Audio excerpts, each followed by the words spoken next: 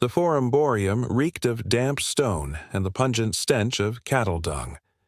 Under the open sky, 3 pairs of armored men stepped forward into a crude, improvised arena. They were not legionaries defending Rome, but slaves, forced into combat, not for honor or glory, but to pay a grim tribute to the dead. The year was 264 BC. Decimus Junius Brutus Sceva had just laid his father to rest. To mark the funeral, he arranged what the historian Livy would later describe as the very first gladiatorial contest in Rome. At this point, it was no public spectacle. It was a sacred rite, a munus, a duty owed to the departed. The blood spilled that day was not meant to entertain. It was an offering of death in place of words. Yet this private ritual, born from the old Campanian custom of sacrificing captives at graves, was already evolving into something darker. In southern Italy, especially in Capua, funeral killings had gradually been transformed into ritualized combat. The Samnites, once bitter enemies of Rome, had long staged duels during feasts for the dead. Slowly, the focus shifted. The kill itself mattered less than the struggle, the clash, the spectacle. The Christian writer Tertullian would later reflect on this, calling it blood shed for the appeasement of the dead. But more and more, it was not the dead who were satisfied, it was the living. By the late 3rd century BC, such contests began leaving the funerals behind. They became part of Rome's growing calendar of ludi, public games sanctioned and funded by the Senate. At first, these games retained a religious pretext, often staged in honor of Jupiter during times of hardship, when the Senate sought divine favor or feared divine punishment. But once the state took charge, the tone changed. The shift, from private mourning ritual to public performance, was subtle, yet unstoppable. Magistrates, particularly the aediles responsible for organizing festivals, realized these bloody displays could win them popularity. Blood was no longer just sacrifice. It was politics. Death itself became a tool of persuasion. By the last years of the Republic, the makeshift wooden arenas of old were replaced by permanent stone amphitheaters. What had begun as a solemn act of remembrance in a muddy cattle market was now an institution of the Roman state, regulated, funded, and built into the city's foundations. Every drop of blood spilled into the sand was no longer just a personal tribute. It was a political message, a law etched not in bronze or marble but in the very stones of Rome's amphitheaters. The iron gate creaked as it lifted, and an uneasy hush swept through the crowd. From the dark mouth of the arena tunnel, a lone figure stepped forward. Barefoot, half-naked, armed with nothing but a short, battered blade, he looked less like a warrior than a sacrifice. Across the sand, another gate clanked open. A lion, its ribs sharp beneath its mangy coat, emerged into the blinding sunlight. Starved, restless, and prowling with hunger, it fixed its gaze on the trembling man before it. This was no contest of equals. It was an execution disguised as entertainment. By the 1st century CE, the Roman arena had become more than a stage for gladiatorial duels. It was now a place where men were forced into confrontation with the wildest predators of the known world. When presented as hunts, these spectacles were called venationes. When used as capital punishment, they were known as damnatio ad bestias, condemnation to the beasts. Both blurred the boundary between justice and spectacle. The condemned, criminals, prisoners of war, and rebellious slaves were thrust into the sand with lions, leopards, or bears, often deliberately weakened by hunger to guarantee a quick and brutal finish. The roots of this cruelty stretched back to the late Republic. Generals, eager for glory, understood the political currency of shock. Pompey, ever ambitious, orchestrated elaborate displays where men were pitted against wild beasts in a spectacle of punishment turned into theater. The more gruesome the death, the greater the applause, and the greater the prestige of the man who staged it. But not everyone who faced the animals was condemned to die. Some were trained fighters, the bestiarii, men who either volunteered for pay or were forced into this savage role. Roman mosaics and carved reliefs show the grim reality with startling clarity. A man with spear braced as a lion lunges, a hunter tangled in his own net as a panther swipes at him. One relief from the 1st century CE freezes a terrible moment. A fighter staring down a charging beast, his face etched with carved terror. And archaeology confirms these were not imagined horrors. In Roman Britain, the pelvis of a man, likely a gladiator, was discovered marked with deep bite wounds, perfectly matching the jaws of a large lion. His death had been written into his bones.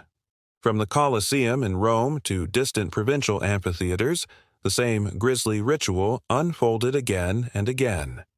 The philosopher Seneca, writing in the same century, described how some prisoners chose to take their own lives rather than endure such orchestrated humiliation. Their suicides were acts of defiance, final moments of agency in a system designed to strip them of all choice. What the arena offered was not random violence, but structured degradation. Starvation itself became a weapon.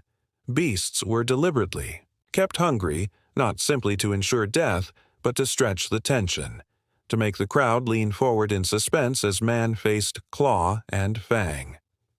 In Rome, law and entertainment had fused together. The roar of a lion was no longer just the sound of nature's fury. It was the calculated voice of Roman power, sharpened, starved, and unleashed for the crowd. The water shimmered beneath the Roman sun, perfectly still, until the thunder of drums shattered the calm, followed by the piercing call of war horns. From opposite ends of a vast artificial lake, 2 full fleets advanced, triremes bristling with spears, archers, and catapults. Above the clash of waves, thousands roared, not from riverbanks but from carefully built tiers of stone seating. This was no war. This was spectacle. The Romans called them Naumachiae, mock naval battles staged not in open seas but in colossal, man-made basins, often ordered by emperors themselves. Julius Caesar was the first to unveil such a display in 46 BC. Near the Tiber, he had an enormous artificial lake dug to recreate a clash between Tyrian and Egyptian fleets. These were not actors playing war. They were real ships, armed with real weapons and manned by real men. Condemned prisoners, fighting desperately with no chance of survival. The spectacle only expanded under Caesar's successor. In 2 BC, Augustus had an immense basin excavated, measuring nearly 1,800 by 1,200 Roman feet. So vast it required an entire aqueduct, the Aqua Alsietina, to keep it filled. Upon those waters, 30 fully armed warships collided in battle, their decks crowded with thousands of convicts sent to slaughter each other for Rome's amusement. The scale was overwhelming, and the message unmistakable. Rome could not only command armies, it could command the very elements. At times, the emperors outdid even this. In AD 52, Claudius drained the great Fucine Lake in the Apennines and staged his Naumachiae upon its exposed waters. The condemned greeted him with the chilling salute etched into history. Morituri te salutant.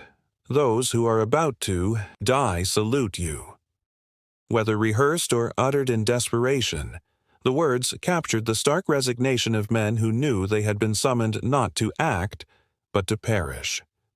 When the Colosseum opened under Titus in AD 80, Naumachiae were already inseparable from imperial grandeur. Some historians suggest that during its inaugural games, naval battles may have been staged in Augustus's basin nearby, while later under Domitian, the Colosseum's arena floor itself may have been briefly flooded to host scaled-down maritime slaughter. Even a century later, under Emperor Trajan, the tradition endured. In AD 109, he built the Naumachiae Vaticana, a colossal flooded arena near Vatican Hill, where the deathly theater of war returned once more to thunderous applause. These water battles were never mere diversions. Each was a proclamation of Rome's total power, mastery of water, mastery of men, mastery of empire itself. In these choreographed wars, Rome wasn't simply reenacting conquest, it was ritualizing domination, turning victory into spectacle and death into ceremony. By the time the Colosseum flung open its gates in AD 80, executions had evolved far beyond simple punishment. Now they were staged as theater. Emperors, beginning with Titus, transformed the midday intermissions between gladiatorial bouts into chilling recreations of myth. These were not symbolic dramas. They were real deaths, engineered to mirror the legendary torments of the ancient gods and heroes. Martial, the poet who witnessed the Colosseum's inaugural games, left a chilling record of what unfolded. He described an Orpheus figure stepping into the arena, lyre in hand, to charm wild beasts with music. But unlike the myth, where even nature itself bends to Orpheus's song, the animals in the arena did not yield. On cue, a bear lunged and tore the performer apart. Elsewhere, another man portrayed Daedalus, the legendary craftsman who escaped with wings of wax. His fate was not flight but death, ripped to pieces by a beast as Martial quipped with dark irony, "How you must wish you had your feathers now." Among the most disturbing reenactments was the story of Pasiphaë, the Cretan queen cursed to lust after a bull. In Rome's twisted version, a woman, or perhaps a condemned man disguised as one, was hurled into the arena with a beast in a grotesque parody of her myth. In these moments, the lines between legend, punishment, and voyeurism dissolved entirely. Fire, too, became a tool of the stage. The condemned were strapped into the tunica molesta, a garment soaked in pitch, then set aflame before the cheering masses. Sometimes the death was framed as the tale of Mutius Scaevola, the Roman youth who proved his loyalty by holding his hand in fire. But in the arena, whether the victim was meant to embody Scaevola or another fiery martyr, the outcome was the same. Flames consumed flesh while applause drowned the screams. The Christian writer Tertullian, bitterly cataloging such horrors, described how men were burned alive, bound to posts, and mocked as if they were actors in a grotesque play. "We are called kindling men," he lamented, recalling how human beings were turned into living torches, pain recast as spectacle, agony paraded as entertainment. These mythological tortures were never about retelling stories. They were about control, cloaked in ritual. Rome did not simply kill, it staged death as if it were divine justice, giving audiences not truth, but a perverse sense of release. And so, with legends brought to life in blood and fire, the line between theater and execution disintegrated. In the Roman amphitheater, myth was not read, it was enacted. Rome's arenas had become more than sites of ritual. They were instruments of policy, where spectacle fused with statecraft. Blood spilled on sand, on water, and in flame forged a culture that measured power through the choreography of suffering. Its shadows linger, echoing in every debate on violence as entertainment. Which of these spectacles, funeral duels, beast hunts, naval battles, or mythological tortures, reveals most clearly Rome's absolute control over life and death? Share your thoughts below. As Seneca once confessed in Letters to Lucilius, "I come home more greedy, more ambitious, more self-indulgent, yes, even more cruel and inhuman, because I have been among human beings."